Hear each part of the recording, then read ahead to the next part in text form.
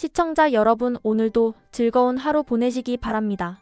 오늘의 사연 시작하겠습니다. 안녕하세요. 이 글을 쓰는 지금도 마음이 무겁습니다. 제가 한 행동이 과연 옳은 것이었는지, 아니면 제가 너무 감정적으로 행동한 것인지 여러 번 고민 끝에 조언을 구하고자 이렇게 여러분께 털어놓습니다. 저희 시어머니는 혼자 계시는 홀어르신이십니다. 그런데 단순히 홀몸이라는 표현으로는 다 담을 수 없을 만큼 예측 불가의 감정 기복, 그리고 심한 엄살과 자기중심적인 사고방식을 가진 분이세요. 누구보다 아들을 향한 집착이 강하고 말 그대로 막내 아들 바라기로 살아오신 분입니다. 시어머니는 딸 셋에 아들 하나, 그렇게 자식을 넷 두셨습니다. 세 딸은 결혼해서 각자 삶을 살고 있지만 시어머니의 시야에는 늘 막내인 제 남편, 그 하나뿐인 아들만 존재하는 것 같았습니다. 그 애틋함이 사랑으로 느껴졌던 시절도 있었지만 이제는 그 애착이 집착에 가깝다는 생각이 들곤 합니다. 시어머니는 얼마 전까지만 해도 멀리 떨어진 지방에서 혼자 사셨습니다. 그런데 혼자 사는 것이 불편하다고 하시면서도 가족이나 자식의 권유에는 완강히 나는데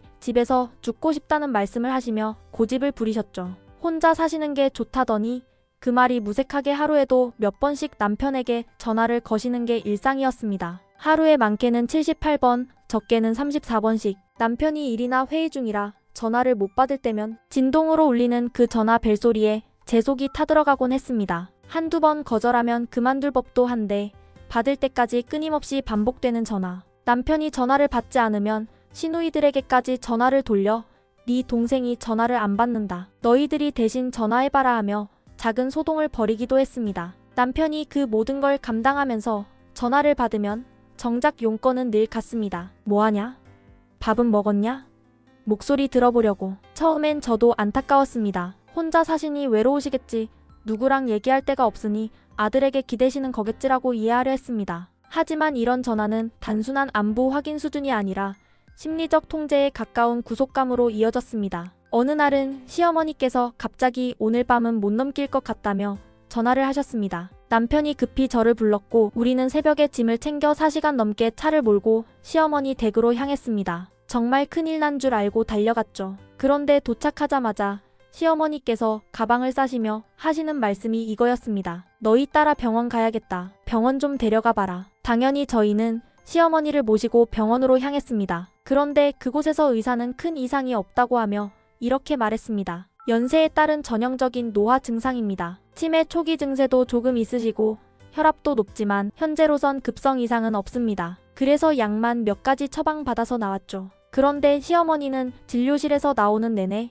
불만이 가득하셨습니다. 주사는 왜 안 놔주는 거야? 사진도 안 찍고 피도 안 뽑고 그냥 약만 주냐? 나 죽어가고 있는데 의사가 날 무시한다. 정말 죽어간다는 말이 과장이 아닐 정도로 병원 로비가 떠나가라 소리를 치셨습니다. 의료진이 어떻게든 진정시키려고 했지만 어머님은 손을 휘저으며 의사를 돌팔이라고 몰아붙이셨고 이딴 병원 못 믿겠다, 다른 데로 다시 가자고 성을 내셨습니다. 그렇게 몇 시간을 더 들여 다른 병원에 가고 또 거기서도 비슷한 진단을 받은 뒤에도 시어머니는 여전히 이건 병원 탓이라며 받아들이지 않으셨습니다. 이런 일이 한두 번이 아니었습니다. 가을이 되면 기운이 빠진다고 하셨고 겨울에는 손이 시렵다며 혈관이 막혔다고 호들갑을 떠셨고 봄에는 가슴이 답답하다고, 여름에는 더워서 숨이 안 쉰다고 하셨습니다. 계절마다 병명을 하나씩 붙여오셨고 우리는 분기마다 시어머니를 모시고 병원 순례를 해야 했습니다. 저는 점점 지쳐갔습니다. 육체적인 피로도 컸지만 그보다 더 힘든 건 시어머니의 일방적인 의존과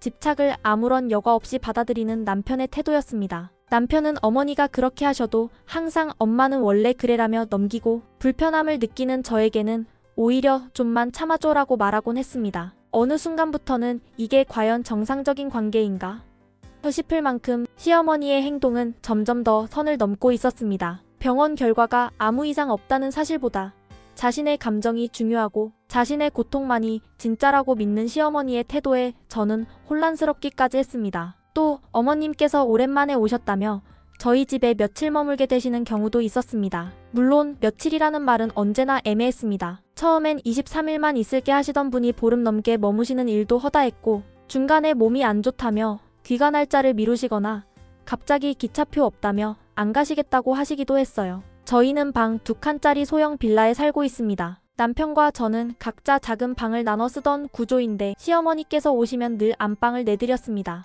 그럼 저희 부부는 거실 바닥에 이불을 펴고 자야 했어요. 물론 그 자체는 큰 불만이 아니었습니다. 잠시 오는 손님에게 방을 내어드리는 건 충분히 가능한 일이었죠. 문제는 그 다음부터 벌어지는 일들이었습니다. 저는 재택근무를 하는 직장인입니다. 집에서 일하는 시간이 많다 보니 누군가와 공간을 함께 쓰는 게 꽤 민감하게 작용하죠. 특히나 시어머니는 저와 하루 종일 집에 함께 있으면서도 전혀 배려라는 걸 하지 않으셨습니다. 오히려 말 그대로 혼이 빠져나갈 정도의 피로함을 저에게 안겨주셨죠. 가장 힘들었던 건 위생 문제였습니다. 어머님은 몸이 불편하신 건지 대소변을 제대로 가리지 못하셨고 팬티나 바지를 자주 적셨습니다. 그냥 적시는 수준이 아니라 냄새가 온 집안을 진동할 정도였고 그 냄새는 욕실 안에 오래 남았습니다. 그런데도 어머님은 옷을 갈아입거나 스스로 씻는 행동은 거의 하지 않으셨어요. 그냥 욕실에서 잠깐 나왔다가 그 상태 그대로 거실, 바닥에 펴놓은 이부자리에 털썩 앉으시고는 하루 종일 아프다 죽겠다를 반복하셨습니다. 심지어 제가 일하는 방에도 들락날락 하시면서 별 얘기도 아닌데 말을 걸고 물건을 찾는다는 핑계로 문을 벌컥벌컥 여셨습니다. 도저히 업무에 집중할 수 없는 환경이었고 그러면서도 어머님은 전혀 미안함 없이 저를 며느리는 당연히 참아야 한다는 눈빛으로 바라보셨습니다. 남편은 출근 중이라 낮에는 거의 저 혼자서 그 상황을 감당해야 했습니다. 하지만 퇴근 시간이 가까워지면 어머님은 또 다른 루틴에 들어가셨죠. 오후 5시쯤부터 남편에게 전화를 하기 시작하십니다. 너 언제 와? 퇴근했어? 왜 이렇게 안 와? 한 번 전화를 하면 끝이 아닙니다. 전화를 안 받으면 저에게 너 남편 어디 갔냐? 물으시고 시누이들에게까지 전화를 돌리십니다. 네 동생이 오늘도 늦는다. 내가 속이 상해서 못 살겠다. 이런 식으로 작은 일도 온 집안의 뉴스로 확대하시는 게 어머님의 특기였습니다. 남편이 퇴근해서 오면 어머님은 그제야 옆에 꼭 붙어서 앉으셔서 다시 아프다, 피곤하다, 답답하다를 읊조리십니다. 처음엔 저도 마음이 안 좋았어요. 그런데 이런 말이 매일 반복되고 행동이 전혀 개선되지 않으니 점점 진정성조차 의심하게 되더군요. 어머님은 잠자리에서도 절 힘들게 하셨어요. 거실에서 저희가 자고 있으면 새벽 3시쯤 어김없이 냉장고 문을 쾅 소리나게 열고 닫으셨습니다. 제가 그 소리에 벌떡 깨어있으면 마치 제가 일어나야 한다는 물 있어? 내 약 어디 있더라? 너 자니? 하며 말을 걸었습니다. 겨우 잠을 청하고 다시 눈을 감을 무렵엔 오시가 채 되기 전 어머님이 남편을 깨웁니다. 밥이나 먹고 자라. 밥 차려라. 그렇게 말하면 저는 다시 억지로 부엌으로 향해야 했어요.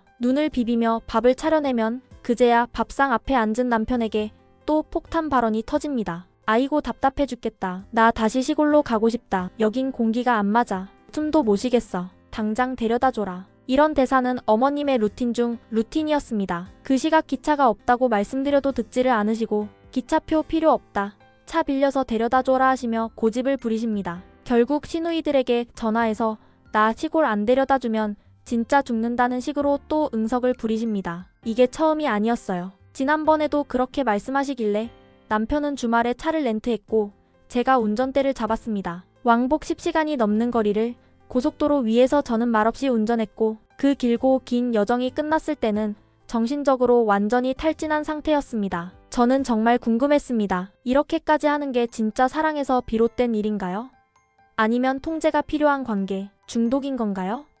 그리고 저는 왜 이 모든 것을 묵묵히 감당해야만 하는 위치에 서 있는 걸까요? 게다가 시어머니 문제는 단지 저와 남편만의 몫이 아니었습니다. 시댁 식구들, 특히 시누이들 셋의 행태를 보면 분노와 허탈함이 함께 밀려옵니다. 가장 기억에 남는 일은 아버님께서 돌아가시기 전 큰 시누이네가 사업을 한다며 아버님 명의의 땅을 담보로 대출을 받았던 일입니다. 그 당시 저는 결혼한 지 얼마 되지 않아 깊이 관여할 수 있는 상황은 아니었고 남편도 아버지가 본인이 결정하신 일이라며 조용히 있었어요. 하지만 나중에 알고 보니 그 대출은 수년 동안 이자만 겨우 내며 버티고 있었고 결국 아버님이 돌아가신 후 그 땅을 팔아서 시누이들끼리 금액을 나눠 가졌습니다. 그리고 저희에게는 1,000만 원, 물론 받은 게 어디냐는 식으로 말할 수도 있겠지만 그 상황에서 그 1,000만 원이 얼마나 모욕적으로 느껴졌는지는 겪어보지 않은 사람은 모를 겁니다. 뭐 하나 결정할 때는 우리에게 말도 안 하다가 결과가 나온 뒤 쥐꼬리만큼 떼어주는 방식. 그건 나눔이 아니라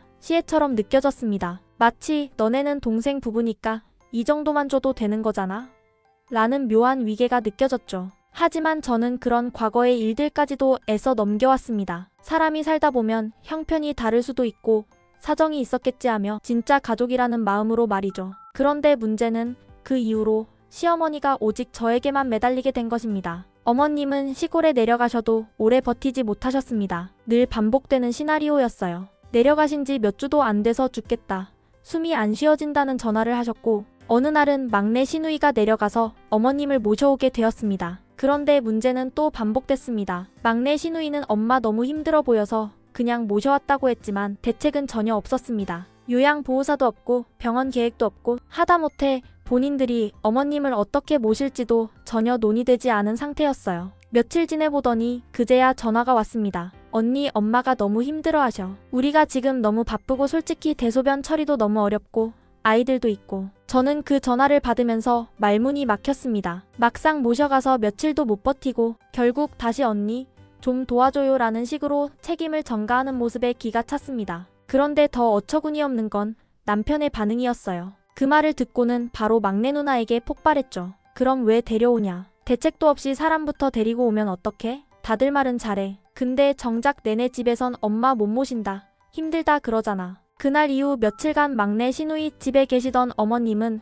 병원에도 다녀오시고 약도 다시 받고 계셨습니다. 그런데 역시나 또 반복입니다. 어머님은 답답해서 못 있겠다. 숨이 턱턱 막힌다며 다시 시골로 내려가겠다고 선언하셨습니다. 그리고 또 누가 데려다 드릴 것이냐는 이야기가 나오겠지요. 저희 부부는 이 시점에서 더는 반복할 수 없다는 생각에 이르렀습니다. 남편은 저와 한참을 이야기하다 그날 밤 단호하게 말했습니다. 이제는 더 이상 이렇게 못 살겠어. 매번 반복이야. 엄마는 의존하고 누나들은 떠넘기고 우리만 번번이 다 감당하고 안 되겠어. 예전부터 알아보던 요양원 거기 모시자. 솔직히 말하면 저도 안도했습니다. 이런 결정을 내린 남편이 고맙기까지 했습니다. 누군가는 죄책감을 느낄 수도 있겠지만 저희에겐 살기 위한 결정이었습니다. 문제는 요양원비였습니다. 한 달에 들어가는 비용이 결코 적지 않았고 남편은 누나들에게 요양원비는 같이 분담하자고 조심스럽게 제안했습니다. 하지만 돌아온 반응은 차가웠습니다. 형편이 안 돼. 애들 학원비도 벅차. 솔직히 엄마는 너랑 더 가까우니까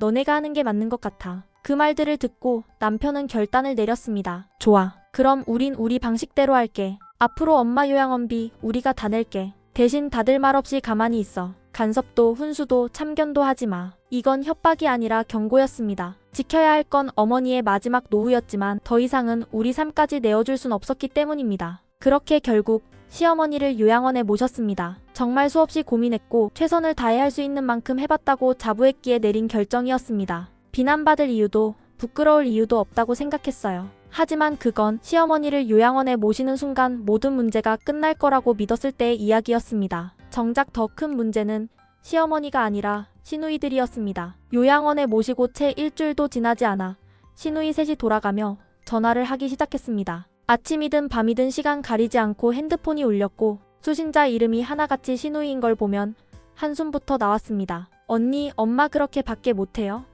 엄마가 불쌍해서 잠이 안 와요. 지금 어딘데요? 요양원 다녀왔어요?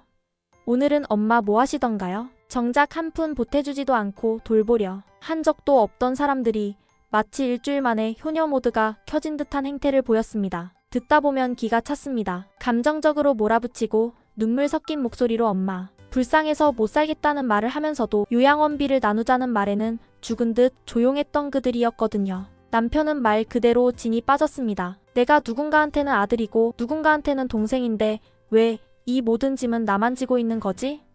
그런 말을 하며 자꾸 혼잣말처럼 한숨을 쉬고 손톱을 깨무는 모습에 저도 마음이 아팠습니다. 그렇게 시간이 흐르던 어느 날 시어머니를 요양원에 모신 지 2주째 되는 날 시누이 셋이 모두 저희 집에 몰려왔습니다. 사전 연락도 없이 갑자기 찾아와 거실에 우르르 앉더니 시작부터 고압적인 분위기로 몰아붙였습니다. 엄마가 답답해서 어쩌냐고, 어떻게 그렇게 덜컥 요양원에 모실 수 있냐고, 엄마는 시골에서 사시던 분인데 공기 안 맞는 데서 살 수 있겠냐고, 거의 비명에 가까운 목소리로 몰아치듯 얘기하는데 듣고 있던 남편도 참다 못해 그간 쌓인 분노가 폭발했습니다. 유산은 누나들이 다 가져가 놓고 왜 엄마 모시는 건 나만 해야 돼?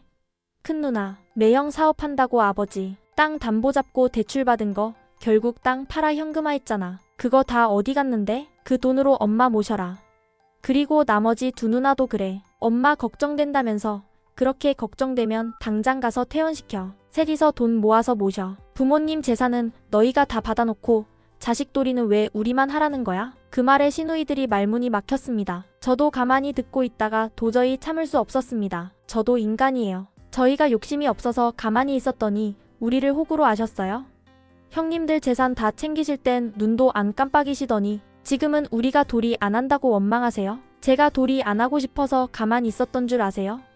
앞으로 어머님 요양원비 저희 못 내요. 형님들이 진짜 도리를 하시던지 아니면 저희 방식대로 갈 테니까 그렇게 하세요. 그 순간 거실의 공기가 쨍하게 얼어붙었습니다. 시누이 셋은 잠시 침묵하더니 말꼬리를 흐리며 각자 다른 핑계를 댔습니다. 우린 지금 애들 학원비도 벅차고 그땐 사업이 망할 줄 몰랐고 우리도 엄마 걱정돼서 그러는 건데 너무 몰아붙이지 마. 하지만 이미 늦었습니다. 그동안의 침묵을 당연하게 여긴 그들, 모든 감정, 노동과 물리적 책임을 막내 아들 부부에게 당연히 떠넘겨도 되는 일인 줄 착각한 사람들. 저는 마지막으로 조용히 한마디 했습니다. 참고로요. 오늘 대화 전부 녹음 중이에요. 혹시 나중에 누가 뭐라고 하면 그대로 들려드릴게요. 그 말을 하자 시누이들의 표정이 순간 굳었습니다. 말은 많았지만 책임질 수 있는 사람은 아무도 없었습니다. 그날 그렇게 일촉즉발의 대치 상황이 끝난 후 제가 마지막으로 시누이들에게 한 말은 정말 하고 싶었던 말이었습니다. 그래도 형님들께서 그렇게 버린 어머님 저희는 그래도 모셔보겠다고 요양원에까지 모신 거예요.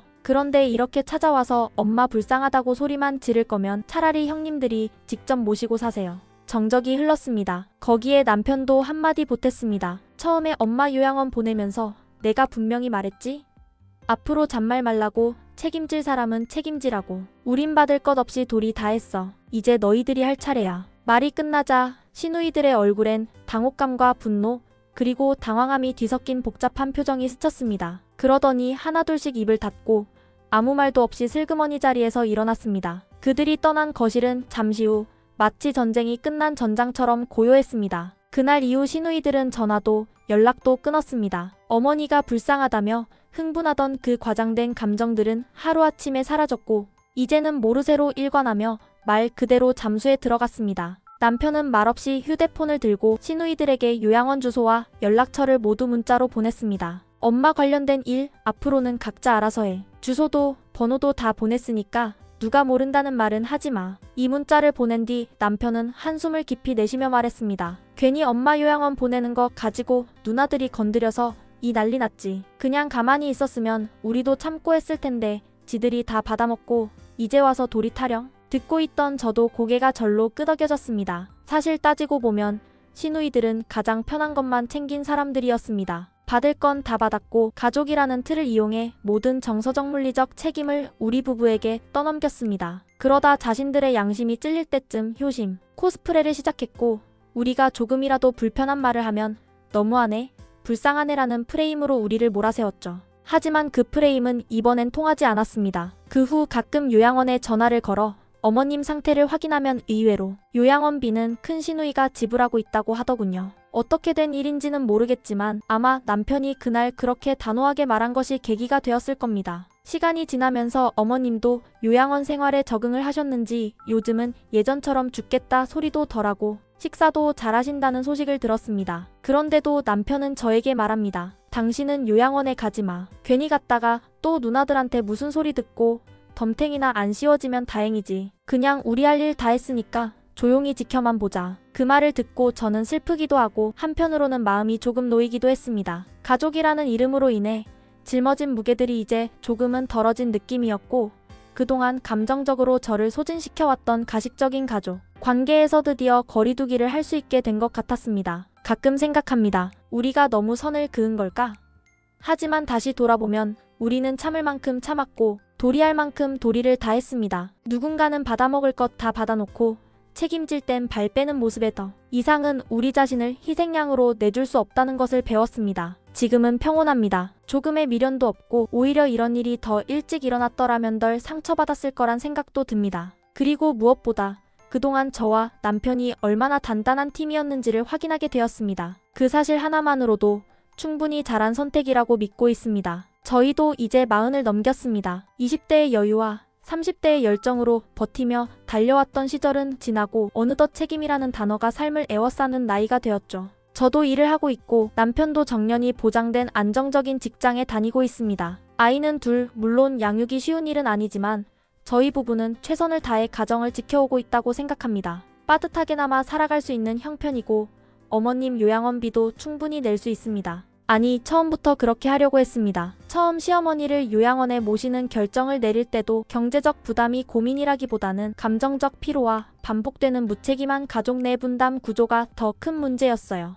저희는 무언가를 아끼기 위해 요양원을 선택한 것이 아니라 저희 삶을 간신히 붙잡기 위한 선택을 한 것입니다. 진심으로 말해서 어머님에 대한 원망보다도 시누이들의 이기적인 태도가 저희를 지치게 만들었습니다. 근 10년, 정말 10년을 폭삭 늙는 기분으로 살아왔습니다. 반복되는 어머님의 감정 기복, 오갈 데 없이 떠밀려오는 책임, 그리고 그 모든 것을 지켜보며 속으로 골마가는 우리 부부의 마음. 한 번이라도 괜찮냐, 고맙다고 말해주는 시누이가 있었더라면 지금의 선택은 달라졌을 수도 있겠죠. 하지만 그러지 않았습니다. 그들에겐 모든 것이 당연히 우리가 감당해야 할 몫이었고 본인들은 재산을 챙기고 효도는 구경만 하는 위치에 있었습니다. 그런 상황에서 잠정적으로나마 이 관계가 정리된 지금 솔직히 말하면 마음이 한결 편해졌습니다. 모든 걸 잘한 건 아니지만 최소한 우리 스스로를 지키기 위한 선택을 했다는 점에서 후회는 없습니다. 얼마 전 큰 시누이에게서 전화가 왔습니다. 예전 같았으면 어떻게든 예의를 지키며 통화했겠지만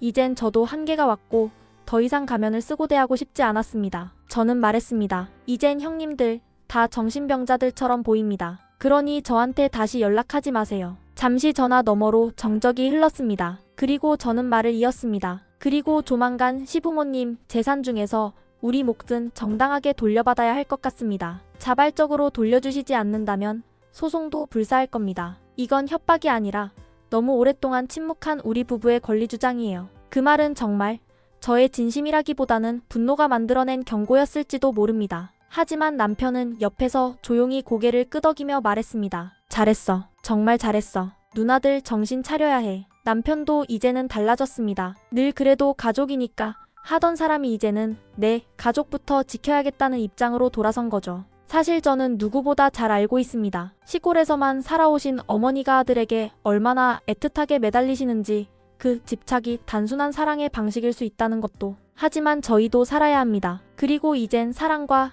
집착을 구분할 줄 아는 나이가 되었기에 어떤 감정도 한쪽으로만 기울어지게 만들고 싶지 않습니다. 사람들은 말합니다. 가족은 끝까지 책임지는 거야. 하지만 저는 그 말에 이렇게 덧붙이고 싶습니다. 모두가 책임질 때만 가족이 될 수 있다. 저는 더 이상 누군가의 책임까지 대신지며 좋은 며느리 코스프레를 할 마음이 없습니다. 이제는 저와 남편 그리고 아이들, 진짜 저희 가족을 위해 에너지를 쓰고 싶습니다. 이런 이야기를 어디 가서 쉽게 털어놓을 수 없기에 여기에 이렇게 하소연합니다. 혹시라도 제가 너무 심한 건 아닐까? 혹은 제가 놓치고 있는 시선이 있다면 여러분의 솔직한 조언 부탁드립니다. 끝까지 제 이야기를 들어주셔서 감사합니다. 그리고 지금도 어딘가에서 비슷한 감정 속에 살아가고 있을 누군가에게 작은 위로가 되었으면 좋겠습니다.